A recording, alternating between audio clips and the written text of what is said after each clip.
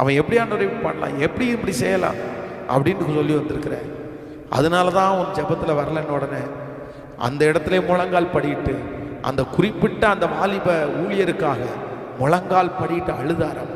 இயேசுவே, அந்த மனிதன் இதுவரைக்கும் செய்த நீதியை நினைத்துக்கொள்ளும், இதுவரைக்கும் அவன் உழைச்ச உழைப்பை நினைத்துக்கொள்ளும். அன்னைக்கு இப்படி செஞ்சார்ல ஆண்டவரே, இன்னைக்கு இப்படி ஊழியம் செஞ்சார்ல ஆண்டவரே, அதெல்லாம் நினைச்சு அவரை மன்னிச்சு திரும்ப தூக்கி எடுங்க எடுங்க எடுங்கன்னு சொல்லி அன்னைக்கு முழுக்க அழுதவனுக்காக ஜெபம் பண்ணாரமா. ஒரு பெரிய பிரசன்னத்தை உணர்ந்தார்.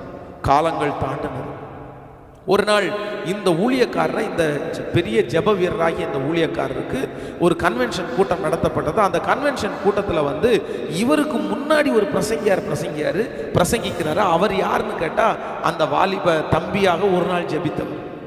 அப்போ இவர் அந்த கன்வென்ஷனுக்காக கிளம்பி போனார். இவர் இப்படியே பிரசங்கம் பண்ணுறதுக்காக இவர்